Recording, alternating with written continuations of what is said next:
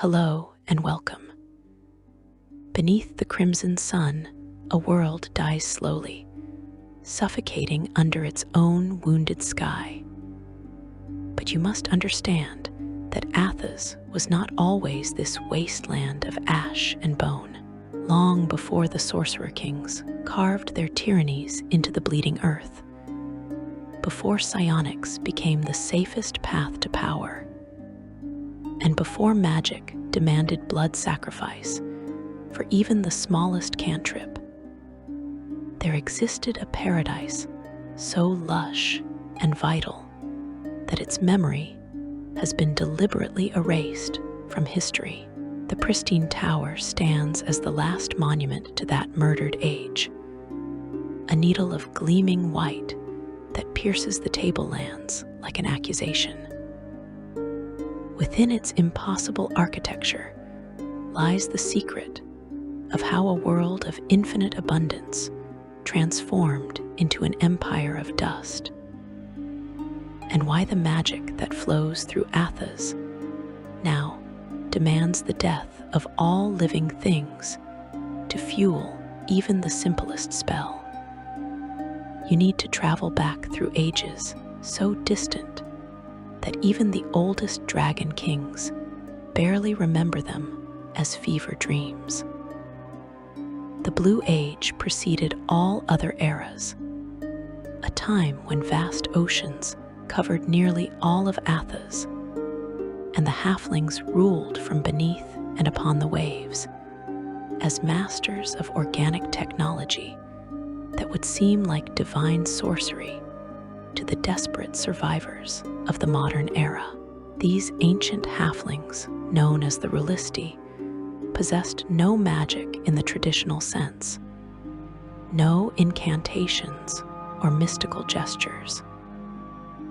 Instead, they understood life itself as a malleable medium, as clay to be shaped according to their vision and will. The halflings called their craft life-shaping, and through it, they could grow living tools, cultivate breathing architecture, and even modify their own bodies to suit any environment or purpose. Their civilization sprawled across and within the ocean in cities of coral and bioluminescent organisms, pulsing with engineered creatures that served every conceivable function. They bred organisms to purify water, others to generate light without heat, and still others to process waste into nutrients. Everything lived, everything served, everything existed in perfect harmony with the biological imperative that drove the halflings to transform Athos into their image of paradise. But even paradise demands sacrifice, and even gardeners make mistakes that reshape the world. The halflings discovered this truth when they created the brown tide, an engineered organism designed to accelerate ocean nutrient production and support an ever-growing population. At first, the brown tide performed exactly as intended, spreading through the seas and enriching the waters with vital compounds. The halfling population expanded. Their cities grew. Their life-shaping techniques grew ever more sophisticated as they pushed the boundaries of biological possibility further and further. They were catastrophically wrong. The brown tide began to mutate beyond the parameters its creators had established, transforming the life-giving waters into poison.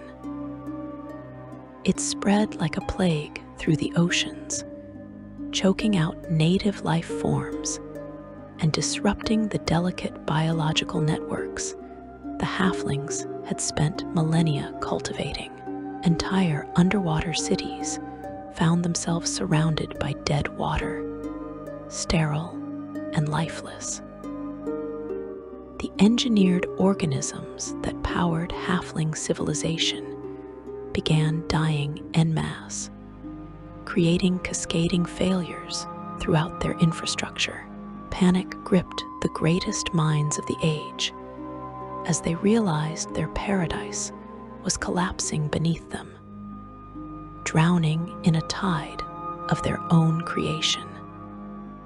The halflings made a desperate decision. They would build the greatest life-shaping creation ever conceived, a structure so powerful it could harness the energy of the sun itself. They would create the Pristine Tower, using every fragment of their life-shaping knowledge. The halflings grew this structure from living tissue, guiding its development over what must have been years or decades of careful cultivation. The tower rose from the earth like a tooth, white as bleached bone and smooth as polished glass. It possessed no seams, no joints, no evidence of construction in the conventional sense. The tower was a single organism, grown to precise specifications, and imbued with power beyond anything the halflings had created before. The halflings activated the Pristine Tower in a last desperate attempt to save their world from the brown tide. The tower drew upon the sun's energy, channeling that vast power to cleanse the oceans of the contamination threatening to destroy all life. The plan worked, but the price was catastrophic. The sun changed from blue to yellow, its very nature altered by the immense energy drain.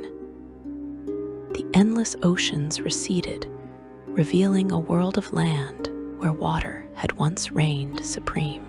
Mountains rose from what had been seafloors. Rivers carved paths through newly exposed stone. The halfling civilization, built entirely around aquatic life, found itself stranded on an alien world of air and earth. This was the birth of the Green Age, and it began with catastrophe and desperate improvisation. The halflings found themselves on land they had never intended to inhabit, in an environment their bodies and culture were not designed to endure. Many halflings died in those early years, unable to adapt quickly enough to the radical environmental shift. But some of the life shapers, the masters of biological manipulation, made a choice that would change Athos forever. They would transform themselves, using their life-shaping arts one final time to create new races suited for this terrestrial world. This transformation became known as the rebirth. The life shapers voluntarily changed themselves into new forms, becoming humans, elves, dwarves, gnomes, and other races that would populate the Green Age. This was not mutation or accident, but deliberate redesign. The halflings' last great act of life-shaping. They gave up their original forms to create children who could thrive in the world they had accidentally birthed. Not all halflings underwent this transformation. Some remained in their original form, retreating to the few remaining forests and jungles, gradually devolving into the feral creatures that inhabit the forest ridge in the present age. The Pristine Tower stood throughout this transformation, its role as savior of the world cementing its place in history. The structure had drawn power from the sun itself, demonstrating capabilities far beyond normal life shaping. But what the halflings had not anticipated was that this act would permanently alter the tower's nature. By channeling solar energy on such a massive scale, they had changed the tower from a simple life-shaping tool into something far more powerful and far more dangerous. The tower began exerting a mutagenic influence on its surroundings, an unintended side effect of the immense energies it had channeled. The Green Age flourished beyond anything the halflings could have imagined. The world they had forced into existence grew verdant and vital, with forests that stretched for thousands of miles, grasslands that fed countless herbivores, and mountain ranges where snow fell in gentle abundance. Water flowed freely through rivers and streams. Rain fell regularly from clouds that actually existed in those ancient skies. The sun itself shone yellow and warm rather than crimson and harsh. Life exploded across Athos in countless forms, filling every possible ecological niche. The world had become a paradise greater than the ocean realm the halflings had lost, a terrestrial Eden that seemed destined to flourish for eternity. The new races bred by the rebirth began developing their own cultures and civilizations, spreading across the Green Age world in populations that soon dwarfed the remaining halfling presence. Humans proved particularly successful, adapting to nearly every environment and breeding prolifically. Elves developed into swift desert runners. Dwarves became focused craftsmen and builders. Each race found its niche in this new world, establishing cities and empires across the verdant landscape.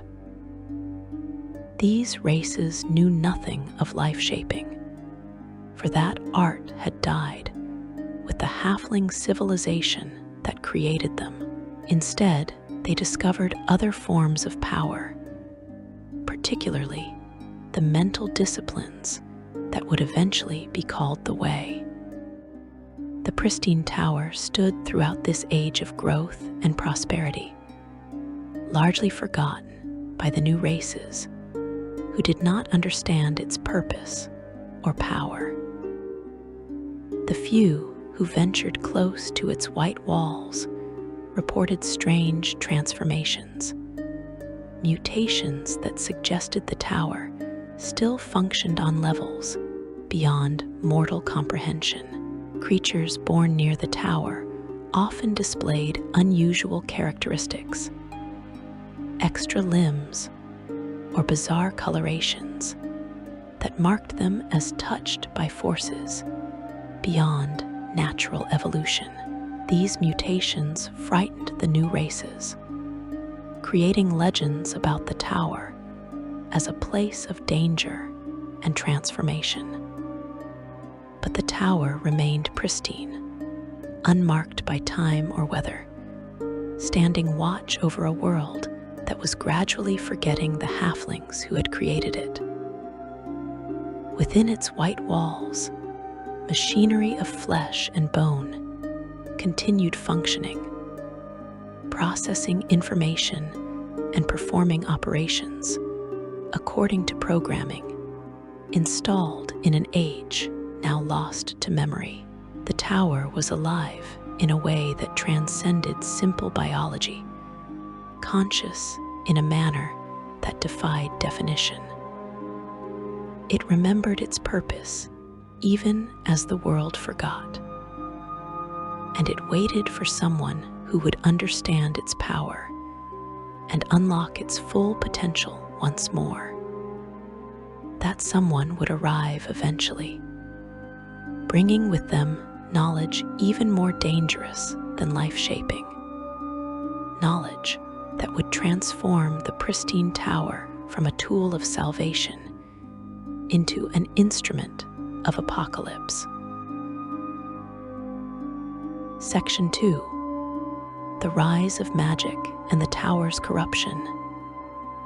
The discovery that would doom Athens came not from the halflings, but from one of their descendants, a human whose genius burned so bright it cast shadows across millennia. His name was Rajat, and he was born during the waning centuries of the Green Age, when the halfling civilization had already faded into distant memory. You must understand that Rajat was not simply intelligent or talented. He represented something unprecedented in the history of Athens, a mind capable of perceiving patterns and connections that had remained invisible to every race that had come before him. Where others saw the natural world operating according to fixed laws, Rajat saw energy flows waiting to be tapped. Rajat began his life as an outcast, marked by physical deformities that made him repulsive to his own people. His body twisted in ways that suggested some lingering effect from the Pristine Tower's mutagenic influence.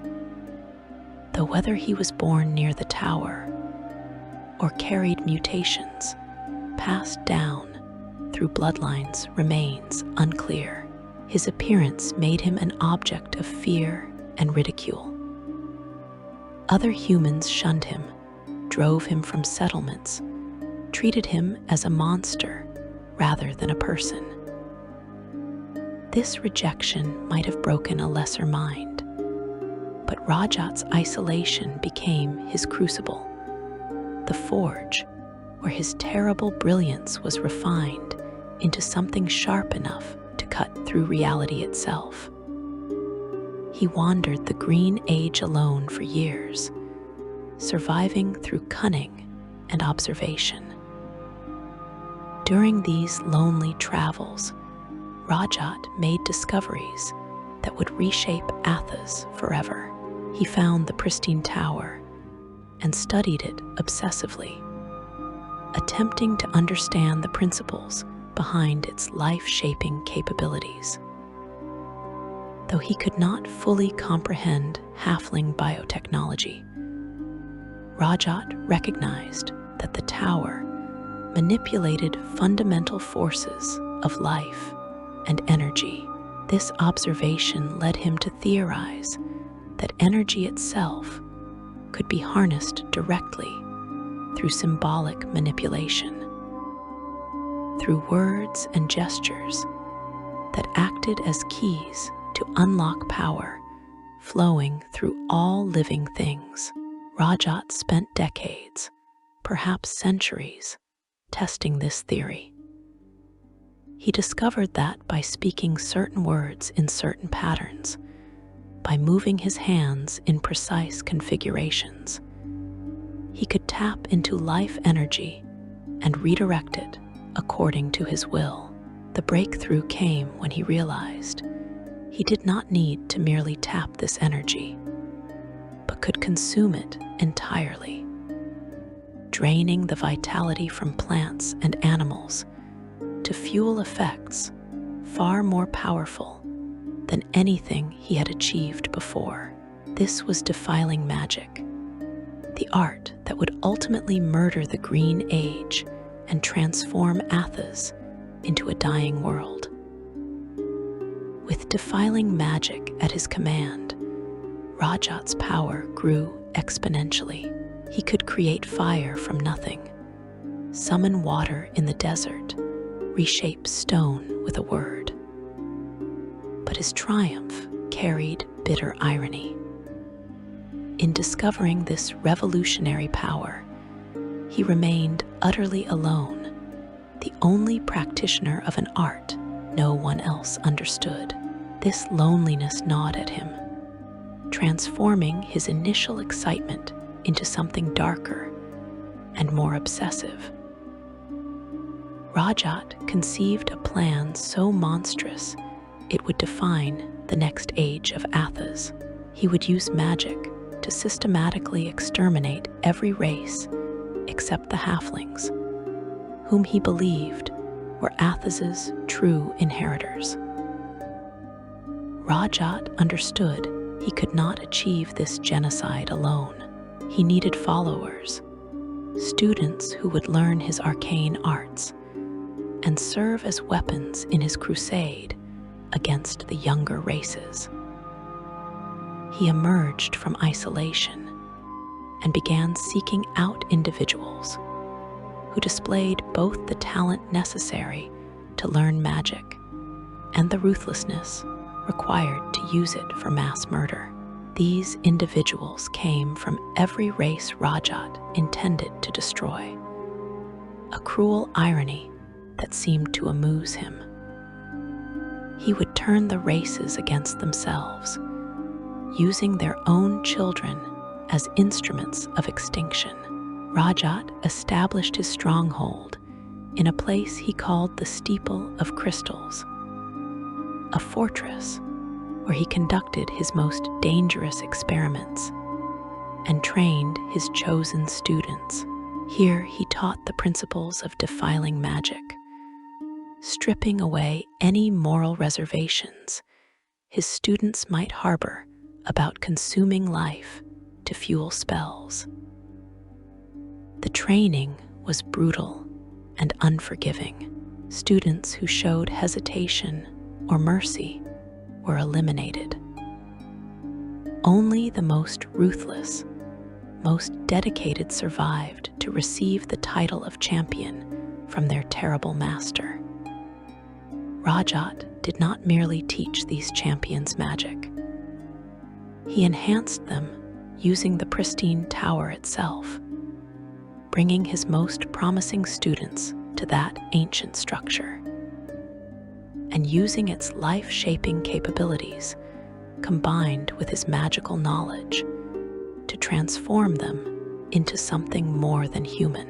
The tower's biological systems responded to Rajat's magical commands, creating hybrid beings who possessed both enhanced physical capabilities and tremendous arcane potential.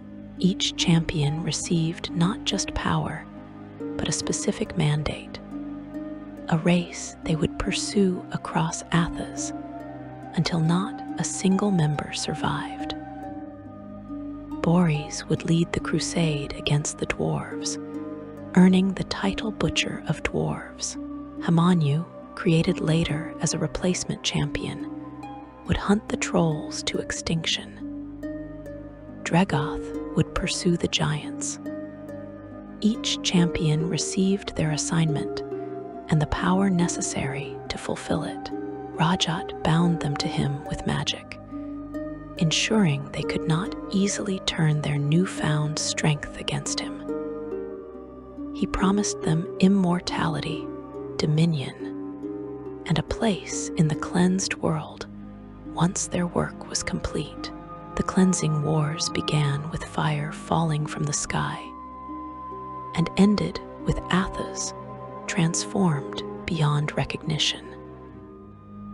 The champions led armies of human followers across the Green Age, burning and killing everything in their path. Wherever they marched, defiling magic turned forests to ash, grasslands to dust, and rivers to poisoned sludge. The champions drew upon the life force of the land itself to fuel ever more powerful spells, draining vitality from entire ecosystems. The younger races fought back desperately, but they possessed no defense against defiling magic wielded by masters who had studied under Rajat himself. The wars raged for centuries, transforming the Green Age into something terrible and new. The forests died first, consumed by defiling magic, until vast swaths of Athos became barren wastelands. The grasslands followed, turned to deserts, as champions drained the land to fuel their genocidal campaigns. Water sources dried up. Rain became increasingly rare as the atmospheric cycles carefully maintained during the Green Age began breaking down. The sun itself changed from yellow to crimson. Though whether this resulted from atmospheric pollution caused by defiling or represented some deeper transformation remains a subject of scholarly debate. The younger races died in numbers beyond comprehension. Entire species vanished from existence, erased so thoroughly that even their names were forgotten. The champions proved terrifyingly effective at their assigned tasks, hunting their target races with mechanical efficiency. Some races went extinct within the first century of the war. Others held out longer, fleeing to remote corners of Athos where the champions had not yet reached. But Rajat's servants proved relentless, pursuing their prey across continents and through lifetimes. The champions discovered that defiling magic granted them extended lifespans, that by consuming enough life force, they could stave off aging indefinitely. This discovery transformed them from merely dangerous into apocalyptic, granting them centuries to perfect their genocidal craft. They became living legends, immortal tyrants whose very names inspired terror. But as the wars dragged on and the younger races neared extinction, some champions began questioning Rajat's ultimate plan. They realized that once the cleansing wars ended, they themselves would become targets. They were members of the races Rajat intended to eliminate, tools he had used to exterminate their own kind. Rajat had never intended for them to survive to see his restored paradise. They were disposable weapons to be discarded once their purpose was fulfilled. This realization sparked a rebellion more devastating than the cleansing wars themselves. The champions turned against their master, combining their power in a coordinated assault designed to destroy or imprison the being who had created them. The battle shook Athos to its foundations, releasing magical energies so intense they warped reality itself. Mountains rose and fell.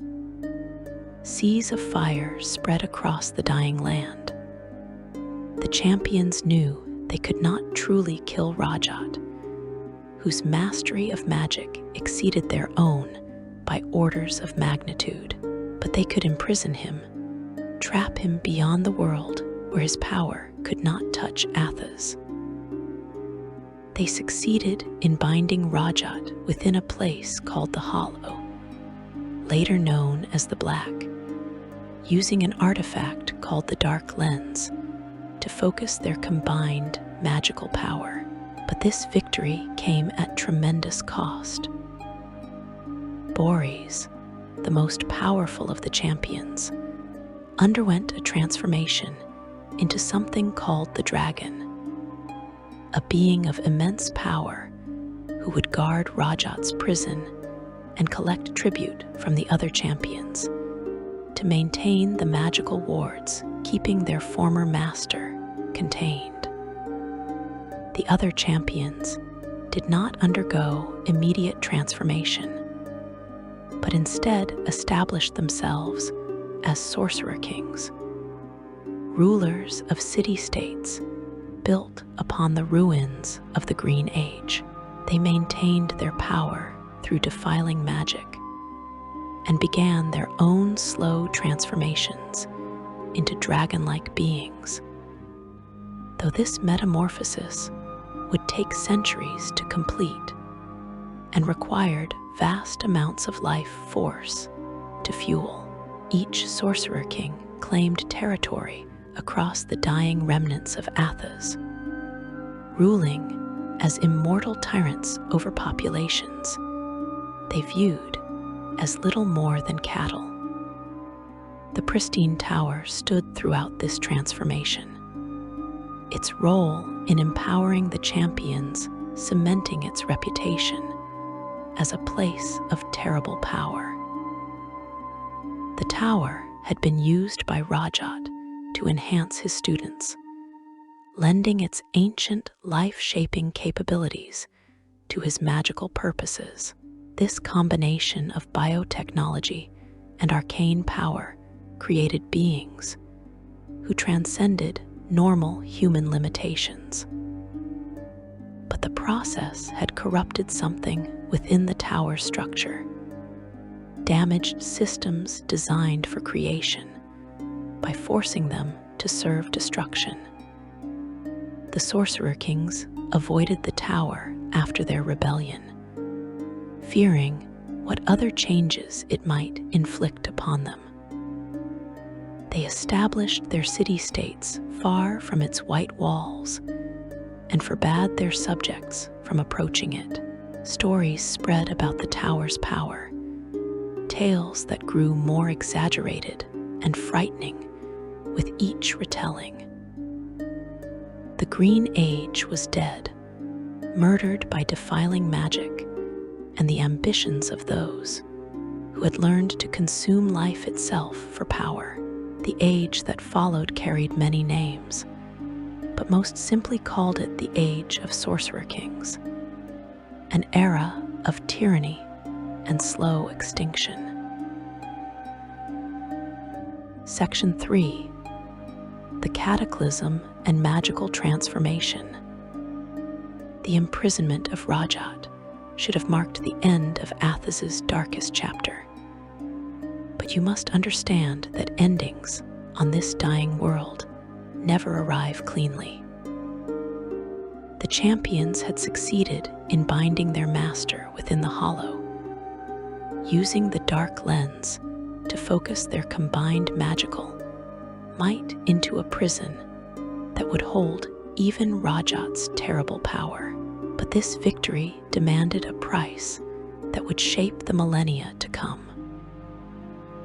Boris, the champion who had led the rebellion, underwent a catastrophic transformation to become the dragon, a being whose purpose was to guard Rajat's prison and collect the massive amounts of magical energy needed to maintain the wards keeping their former master contained.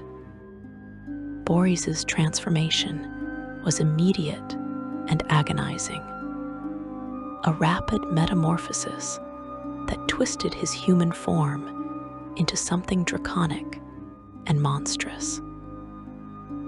The process drove him temporarily insane, creating a period of rampage where the newly formed dragon threatened to destroy the very champions who had created him. This madness eventually subsided, but it left Boris fundamentally changed, no longer fully human in mind or body. He became the Dragon of Tyr, a being of immense power who demanded tribute from the other champions in the form of thousands of slaves whose life force would fuel the spells maintaining Rajat's prison. The other champions did not undergo immediate transformation, but instead claimed territories across the dying world and established themselves as Sorcerer Kings, immortal tyrants who ruled through a combination of defiling magic, military might, and the divine authority they falsely claimed. Each began their own dragon metamorphosis, a slower process that would take centuries to complete and required vast amounts of life force to fuel each stage of transformation. This gradual change allowed them to maintain control of their faculties while slowly accruing the tremendous power a full dragon possessed. The world they ruled had been devastated beyond recognition.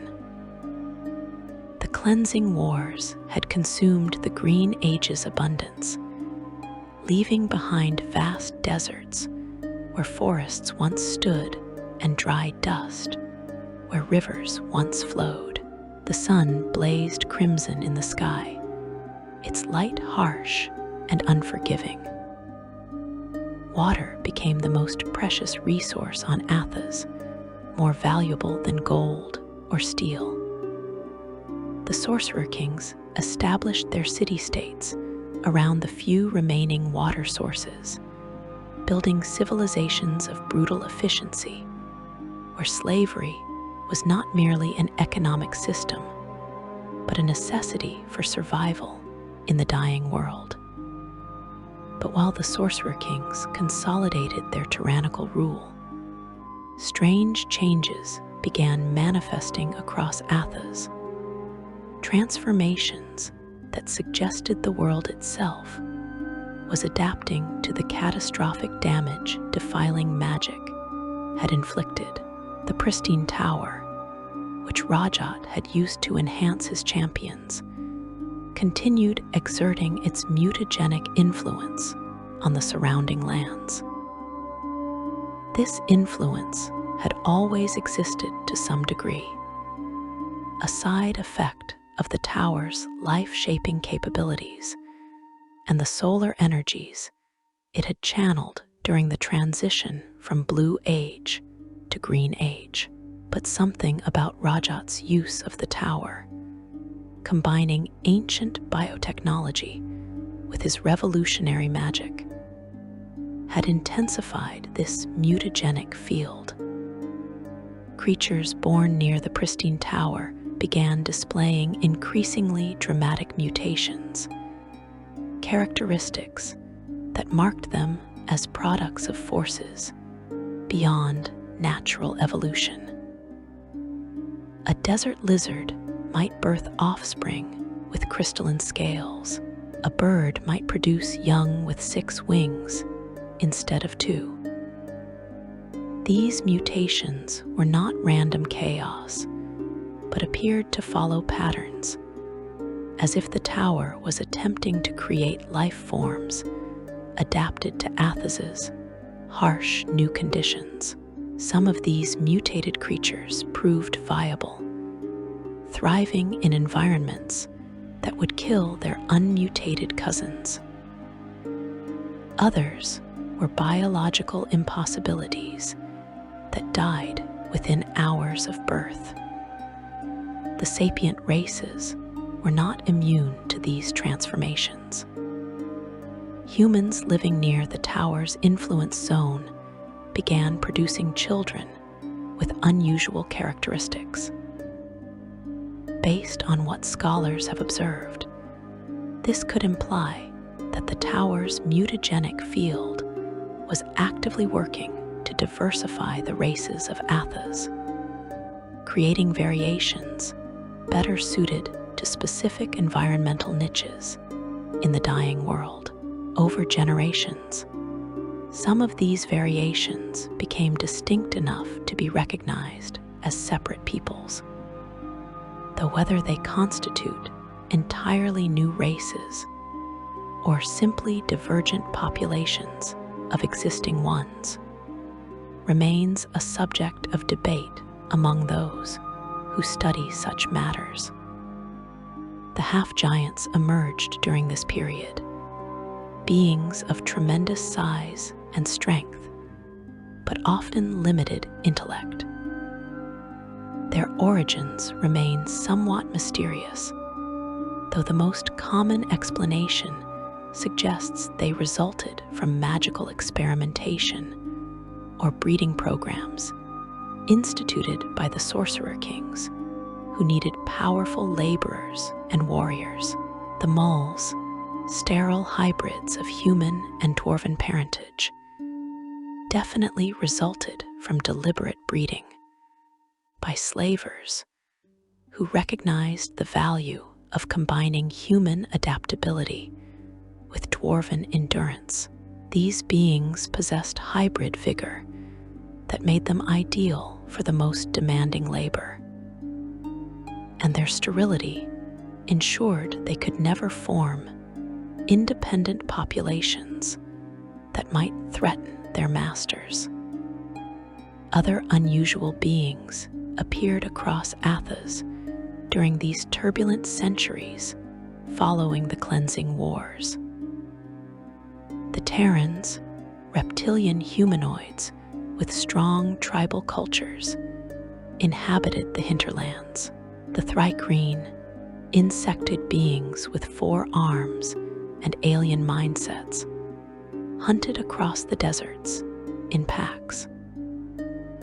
Whether these races emerged from the Pristine Tower's mutagenic influence, resulted from magical experimentation, or represented survivors of species the champions had failed to completely exterminate remains unclear.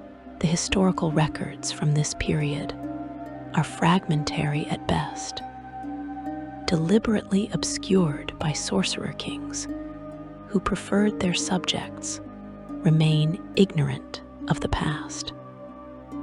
What is certain is that the Pristine Tower continued serving as a focal point for biological transformation, drawing the desperate and ambitious who sought power through mutation. Most who ventured too close to the tower died or were transformed into monsters, their bodies unable to accommodate the changes forced upon them. But occasionally, someone emerged enhanced rather than destroyed, bearing abilities that elevated them far beyond normal capabilities.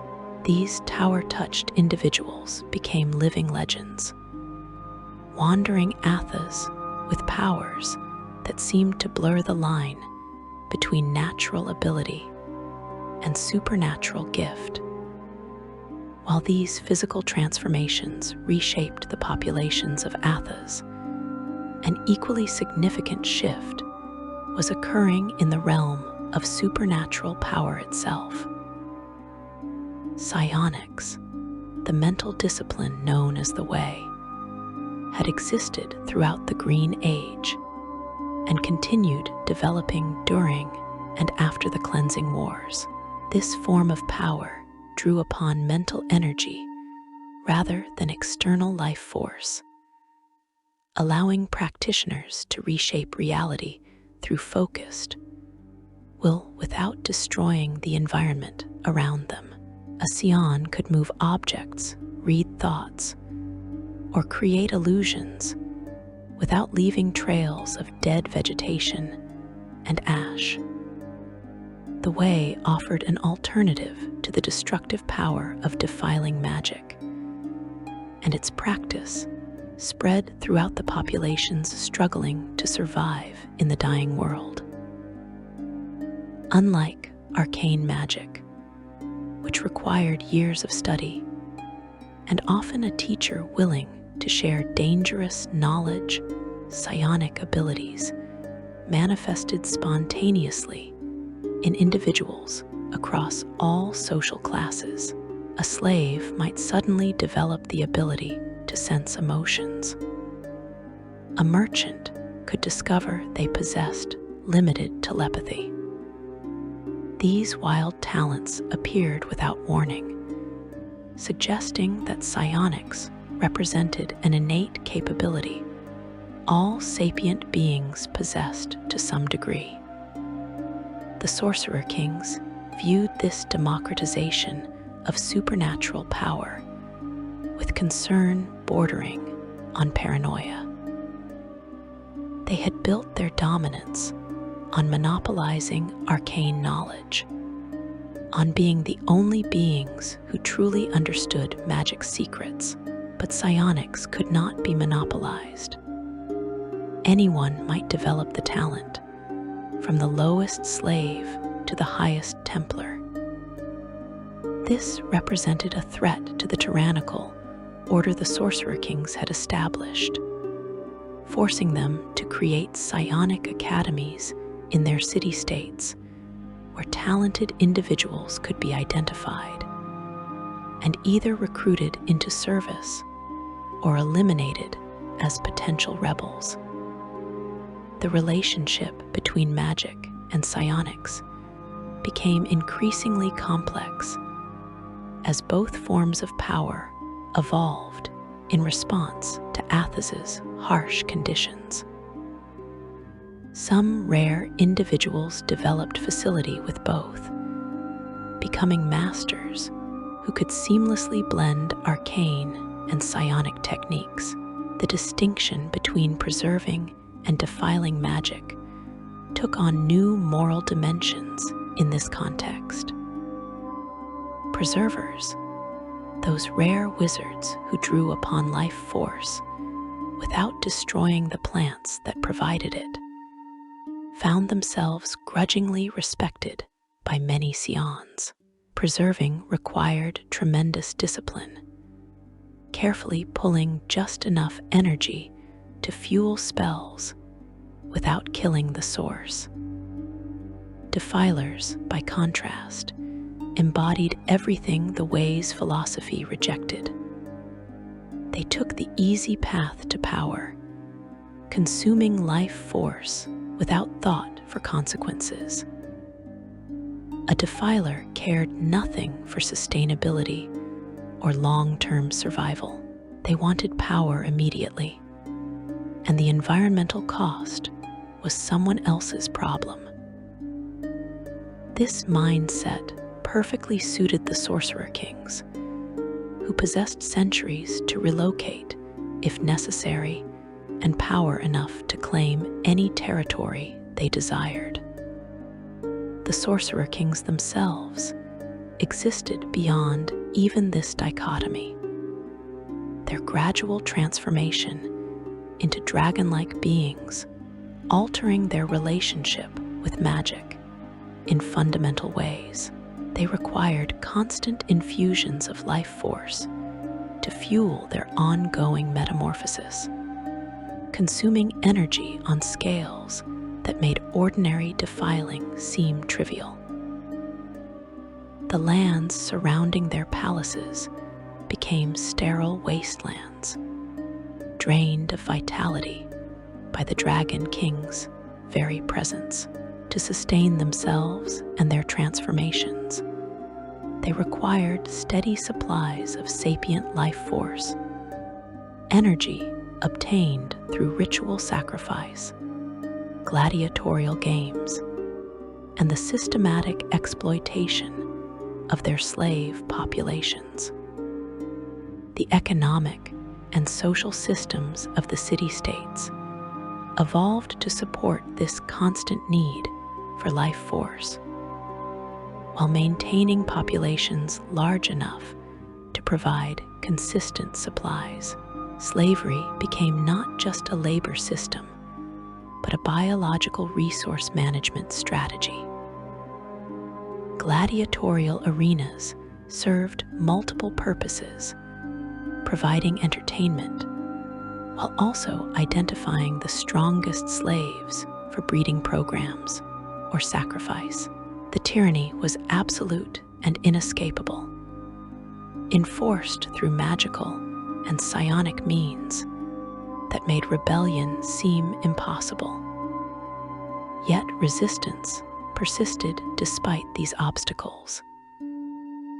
The Veiled Alliance operated in every major city-state, networks of preservers and Scions who worked to undermine tyrannical rule through sabotage and covert action. These groups maintained strict secrecy, knowing that exposure meant torture and execution. Alliance members came from all social classes, united by their refusal to accept that defiling magic and tyranny represented Athos's only possible future. The Pristine Tower stood throughout all these changes, a monument to ages past and a catalyst for transformations yet to come. Its white walls remained pristine and unmarked, reflecting the crimson sun in ways that hurt to observe directly. The tower continued its slow work, mutating those who approached too closely and maintaining the mutagenic field that had reshaped so much of Athos's biology. Within its walls, machinery of flesh and bone continued functioning according to programming installed in the Blue Age, performing operations no living being fully understood. The world Rajat had tried to cleanse, and the champions had tried to rule, had transformed beyond anyone's original vision. Athos was dying, but it was not dead. New forms of life emerged constantly, adapted to conditions that would seem impossible on healthier worlds. New forms of power developed in response to unique pressures this harsh environment created. And the Pristine Tower stood at the center of it all, both monument and warning, reminder of paradise lost and symbol of transformation yet to come. Section 4. The Way and the Cost of Power. The transformation of Athos from a world where magic dominated to one, where psionics became the safer path to power, represents more than just a shift in supernatural methodology. You must understand that this change fundamentally altered the relationship between power and survival on the dying world. Where Rajat and his champions had treated reality as something to be conquered through consuming life force, the practitioners of the way learned to approach power with subtlety and discipline. Psionics emerged as an evolution, a form of strength that acknowledged the limits of a world already pushed to the brink of extinction. The way developed its own philosophy and methodology, entirely separate from arcane tradition. Where wizards studied spellbooks and memorized incantations, Psions looked inward, exploring the untapped potential of their own minds. The discovery that consciousness itself could reshape reality without consuming external life force represented a paradigm shift as revolutionary as Rajat's initial discovery of defiling magic. But unlike arcane power, which Rajat had hoarded and controlled through his champions, psionic ability spread organically through populations.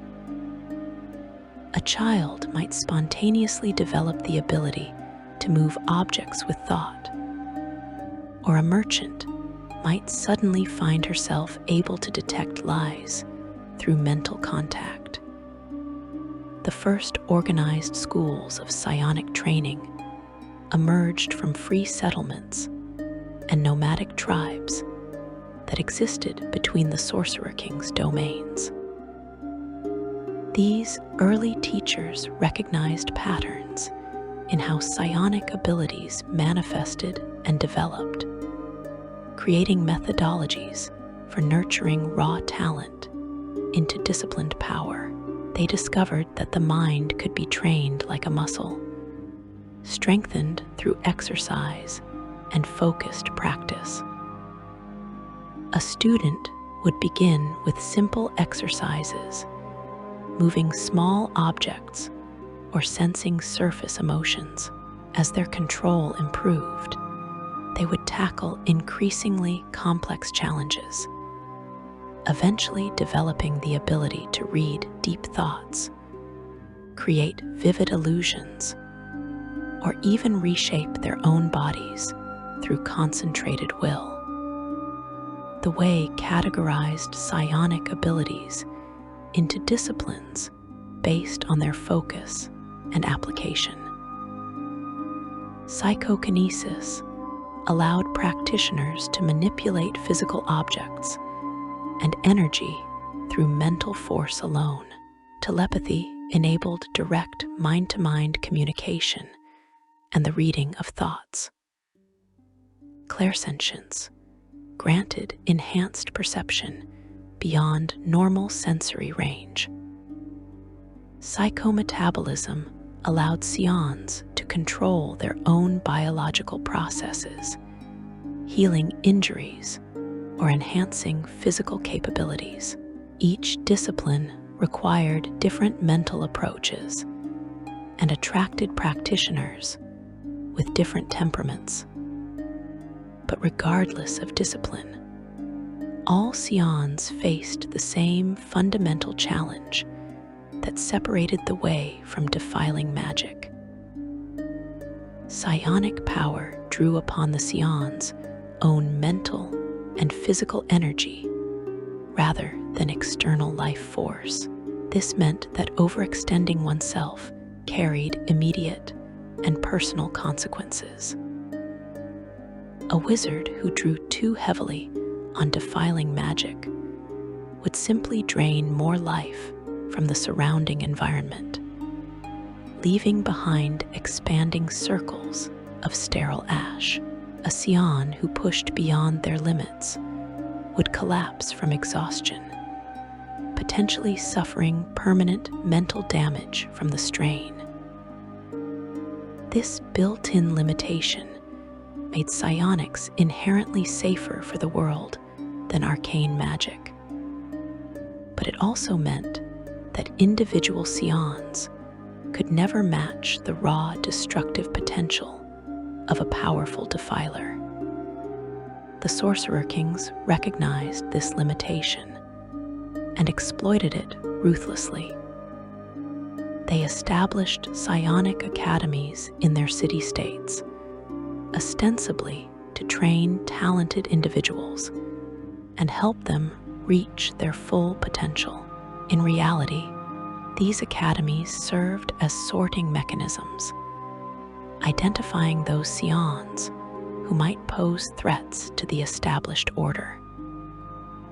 Students who displayed loyalty and useful abilities were recruited into the Templars or given positions of limited authority.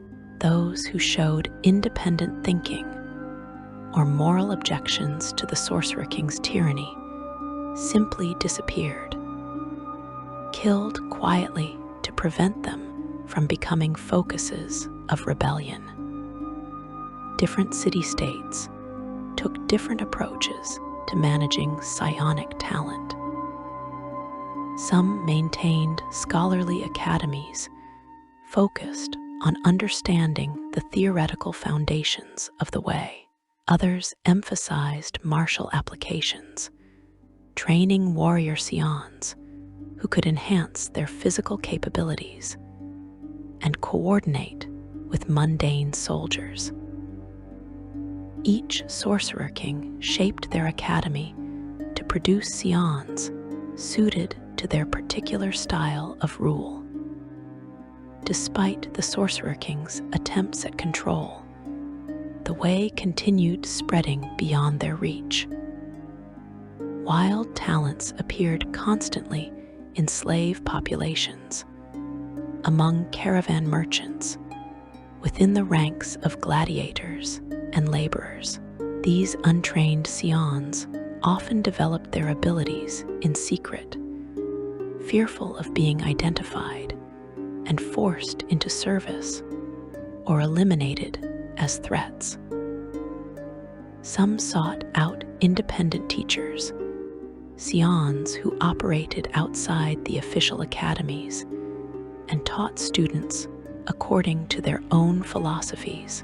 These rogue instructors often emphasized using psionic power to resist tyranny rather than enforcing it, creating a counterculture of resistance the Sorcerer Kings found impossible to fully suppress. The philosophical divide between preserving and defiling magic took on new dimensions in this psionic dominant world. Preservers, those rare wizards who drew upon life force without destroying the plants that provided it, found themselves grudgingly respected by many Sions. Preserving required tremendous discipline and skill, carefully pulling just enough energy to fuel spells without killing the source. A preserver might draw upon a tree's life force, but leave the tree alive, weakened, but capable of recovery. This approach to magic aligned with the Way's philosophy of controlled, sustainable power use. Defilers, by contrast, embodied everything the Way rejected. They took the easy path to power, consuming life force without thought for consequences. A defiler cared nothing for sustainability or long-term survival. They wanted power immediately, and the environmental cost was someone else's problem. This mindset perfectly suited the Sorcerer Kings, who possessed centuries to relocate, if necessary, and power enough to claim any territory they desired. The distinction between preserving and defiling went beyond mere technique to encompass fundamentally different worldviews. Preservers saw themselves as part of Athos's ecosystem, responsible for maintaining what little life remained. They understood that their power came at a cost and worked to minimize that cost wherever possible. Many preservers eventually abandoned arcane magic entirely, transitioning to psionics once they developed sufficient skill in that discipline. They viewed this transition as a moral necessity, a way to wield power without contributing to Athos's ongoing death. The Sorcerer Kings themselves existed beyond even this dichotomy. Their gradual transformation into dragon-like beings had altered their relationship with magic in fundamental ways. The dragon metamorphosis occurred in stages over centuries, with each stage requiring immense amounts of life force to fuel the physical and mental changes. A Sorcerer King beginning the transformation would start experiencing subtle alterations, increased strength and durability, enhanced magical abilities, and an insatiable hunger for more power. The middle stages of dragon transformation were the most dangerous, periods when the Sorcerer King's mind struggled to accommodate the alien consciousness emerging within them. From what scholars have observed, this suggests that many dragon kings went temporarily insane during these phases, losing control of their cities or engaging in rampages that threatened neighboring territories. The draconic instincts warred with their remaining humanity, creating internal conflicts that could only be resolved through consuming massive amounts of life force. Boris represented the most complete transformation, having undergone rapid metamorphosis into a full dragon to serve as guardian of Rajat's prison. His transformation had been immediate and catastrophic, driving him temporarily insane with power and hunger. The other sorcerer kings pursued slower transformations, advancing through the stages gradually over centuries to maintain their sanity and control. This gradual approach allowed them to rule their city-states effectively while accruing tremendous power. To sustain themselves and fuel their ongoing transformations, the Sorcerer Kings required constant supplies of life force obtained through ritual sacrifice. This need drove much of their tyrannical behavior, their wars and slave-taking, and elaborate gladiatorial games.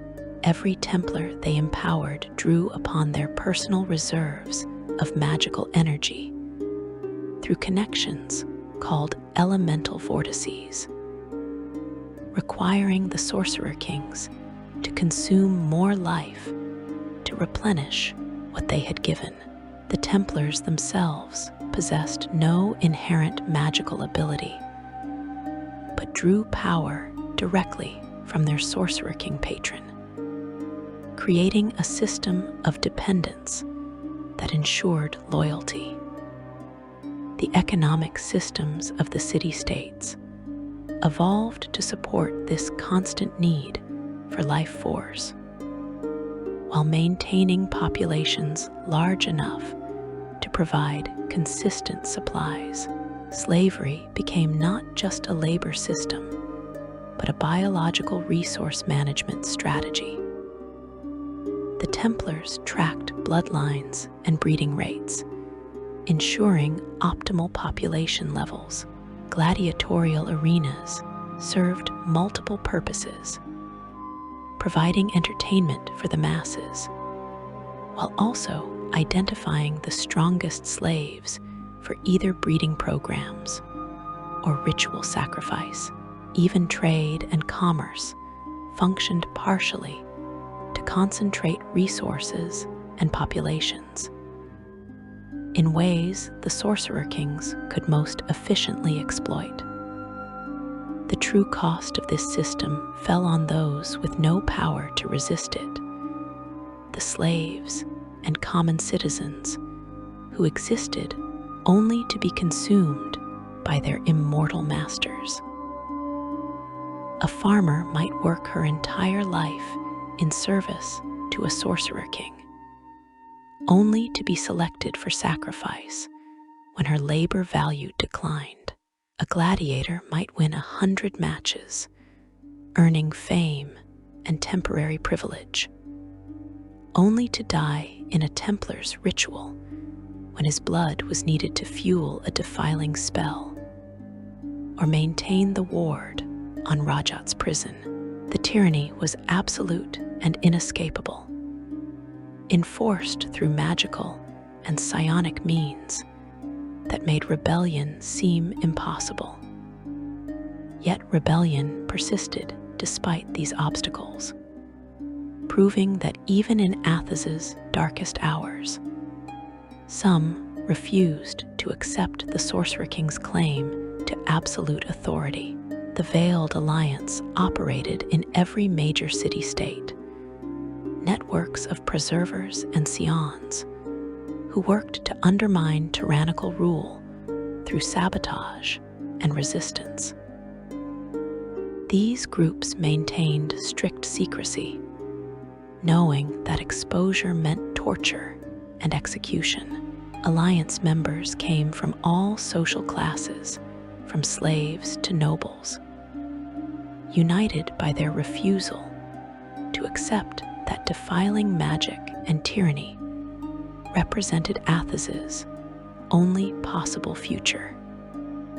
The Alliance focused much of their effort on protecting wild talents from the Sorcerer King's academies, identifying young Sions before the Templars could, and teaching them to use their abilities in service to freedom rather than oppression.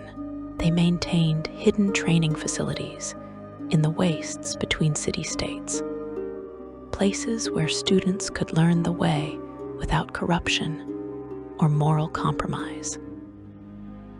These facilities were constantly at risk of discovery, requiring Alliance members to relocate frequently and maintain elaborate security measures.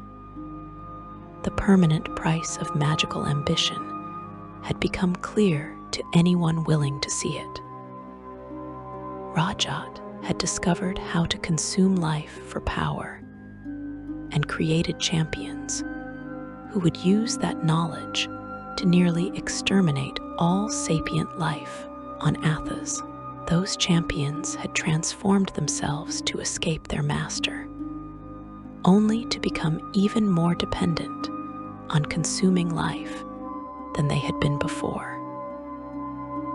And now, their tyranny slowly ground the world toward complete extinction, draining what remained of Athos's vitality to fuel their immortal existence. Yet hope persisted in unexpected places, in the determination of Alliance members, and the resilience of populations that refused to surrender despite centuries of oppression, in the wild talents that continued appearing, granting even slaves access to power their masters could not completely control. In the slowly growing understanding that the Sorcerer Kings were not truly invincible, that their power depended on systems that could be disrupted or destroyed. The age of the Sorcerer Kings had lasted for millennia, but seeds of change were taking root across Athos. Section 5. The Tower's Enduring Legacy. The Pristine Tower stands today much as it has for millennia. A needle of white piercing the desert sky in the region known as the Tablelands. You would think that something so ancient, so battered by time and catastrophe, would show signs of decay or damage, but the tower remains as pristine as its name suggests, unmarked by the ages that have transformed everything around it. Its white walls catch the crimson sunlight and reflect it in ways that hurt to observe directly, as if the structure exists slightly outside normal reality. Travelers who venture near enough to see the tower clearly report that it appears to shimmer in the heat haze, sometimes seeming translucent, other times solid as bone. The region surrounding the tower has become a desolate stretch of desert more barren than most of Athos. Nothing grows here except the hardiest plants, organisms that have somehow adapted to survive in soil saturated with mutagenic energies. These plants display unusual characteristics, growing in spiral patterns or developing features never seen in normal specimens. Animals avoid the area instinctively, sensing the danger the tower represents. But occasionally creatures wander too close, drawn by some impulse they cannot resist. These animals rarely survive their proximity to the tower unchanged, and those that do emerge transformed in ways both subtle and profound. The mutagenic field surrounding the structure has contracted significantly from whatever peak it may have reached in ages past. But within close range of the tower's base, reality itself becomes unstable. Living creatures entering this zone experience immediate and often catastrophic changes to their biological structure. A human might find their skin hardening into scales, or their bones lengthening into unnatural configurations. An elf could develop additional sensory organs. These transformations occur rapidly, sometimes completing in hours, and carry no guarantee of survival. Many who enter the tower's influence zone die as their bodies attempt changes incompatible with continued life. Yet some emerge from these transformations enhanced rather than destroyed, bearing abilities and characteristics that elevate them far beyond their original forms. These individuals, sometimes called the tower-touched, possess capabilities that blur the line between natural and supernatural, based on accounts from those rare survivors. This could imply they might develop innate abilities without formal training, or manifest powers of unusual strength and focus. Some apparently gain the ability to survive without food or water for extended periods. Their transformed physiology adapted to conditions that would kill unmodified beings. The Sorcerer Kings maintain their prohibition against approaching the tower, but enforcement has grown lax over the centuries.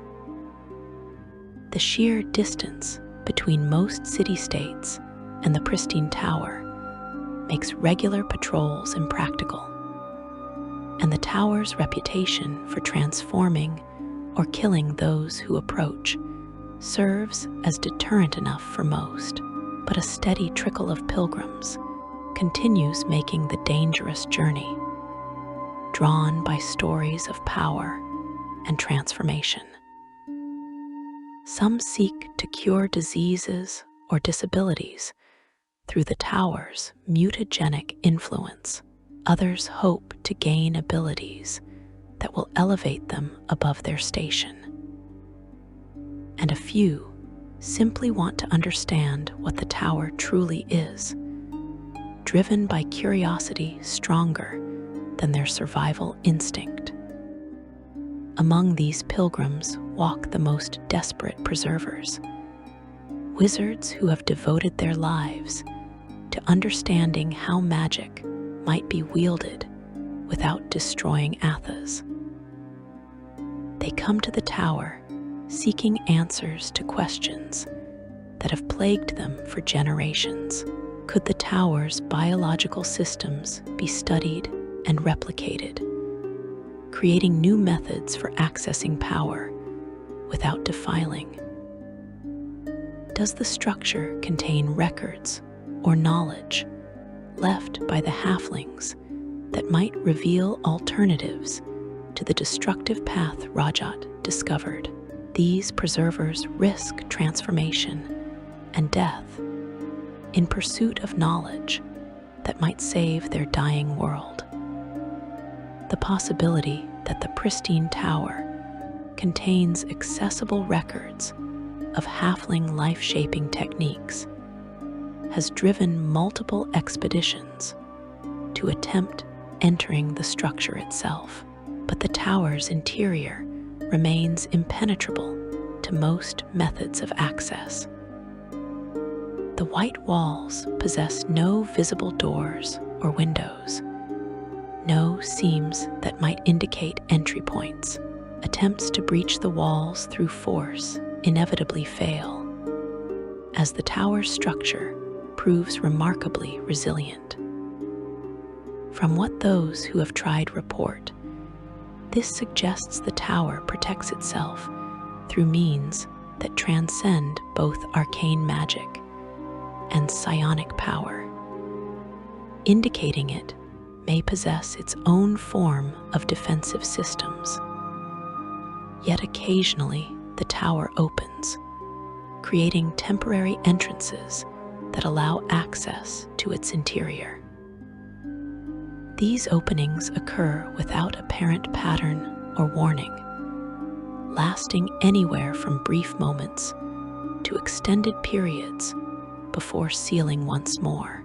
Those lucky or unlucky enough to enter during these brief windows report encountering an interior that defies normal spatial logic.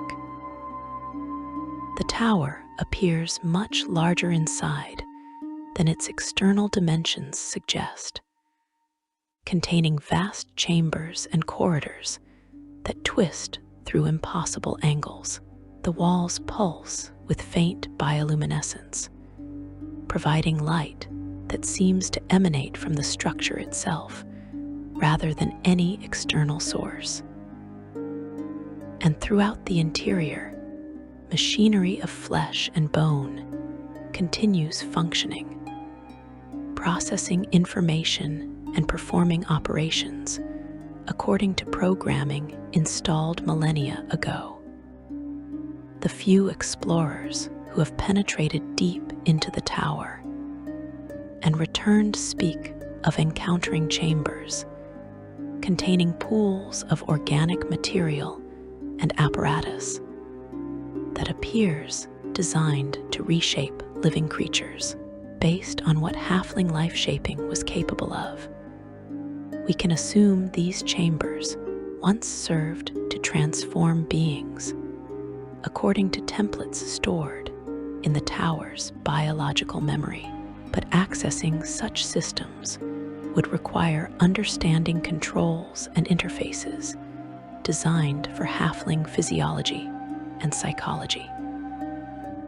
Human hands cannot properly manipulate the controls, and human minds struggle to comprehend the symbolism the halflings used to encode their life-shaping knowledge.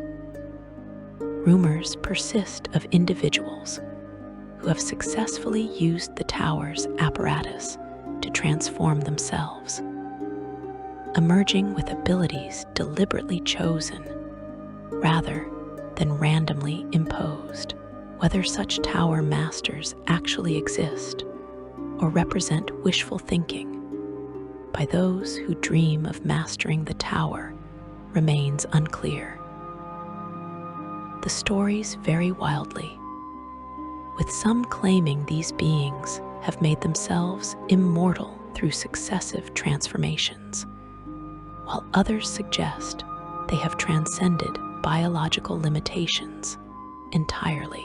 What can be verified is that the tower continues exerting influence over Athos's development, despite the passage of millennia since its creation.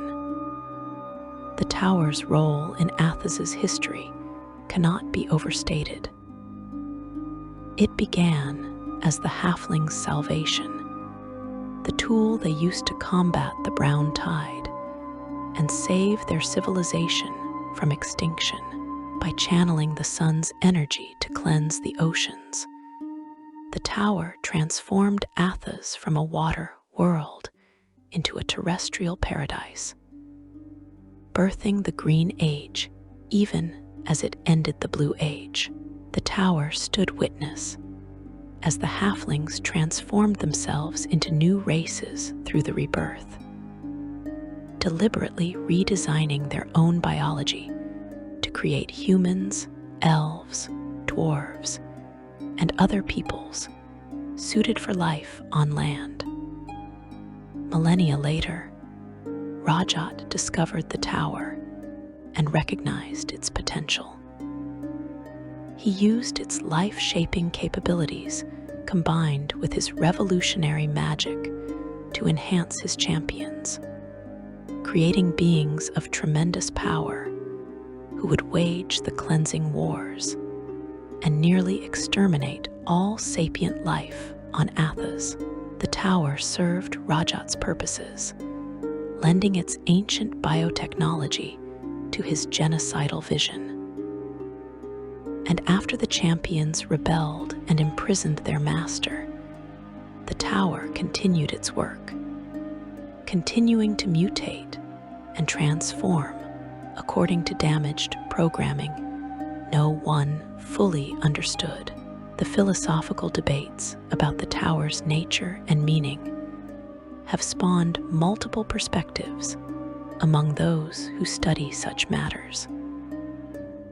Some believe the tower contains the key to restoring what was lost, that by properly understanding its systems, they could reverse the damage defiling magic has caused.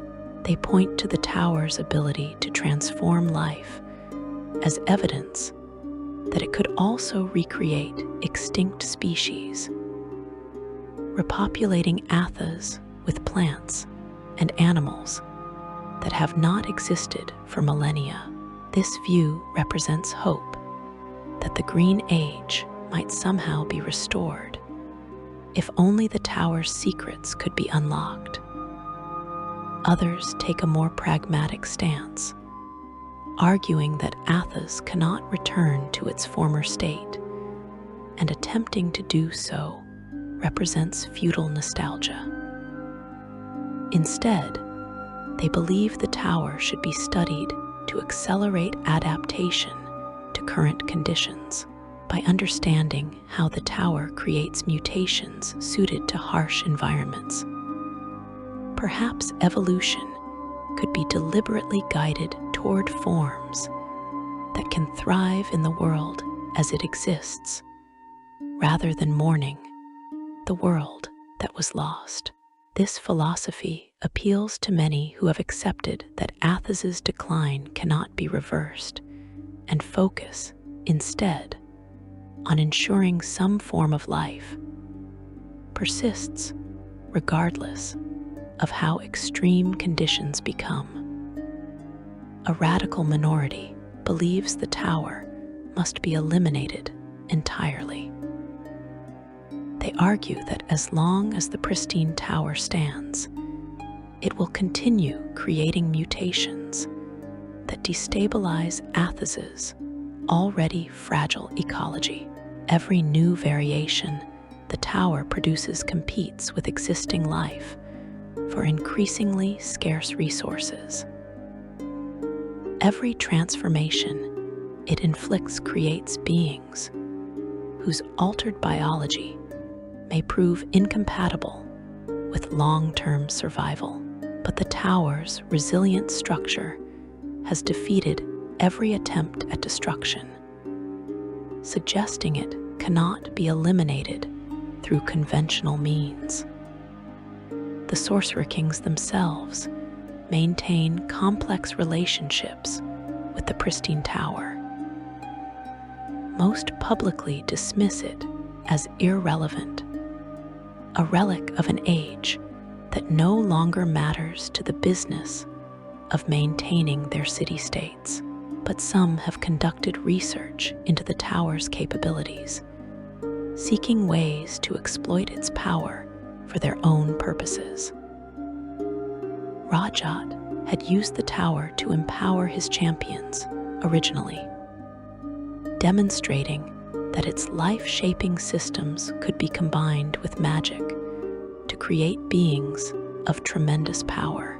The possibility that similar transformations might be achieved again draws the attention of those Sorcerer Kings ambitious or desperate enough to risk approaching the tower. For most inhabitants of Athos, however, the Pristine Tower remains a distant legend, something they hear about in stories, but never expect to encounter personally. The average slave or merchant will live their entire life without coming within 100 miles of the tower. It exists for them only as a cautionary tale, a reminder that seeking power beyond one's station inevitably leads to transformation or death. Parents tell children stories about the tower to discourage ambition and promote acceptance of their lot. The Templars use tales of the tower's horrors to maintain social control. Yet, despite these warnings, the tower continues attracting those who believe they can master its power or survive its transformations. Every generation produces individuals convinced they possess the wisdom or ability to succeed where others have failed. They make the long journey across the wastes, enduring thirst and heat and countless dangers. Most die before reaching the tower.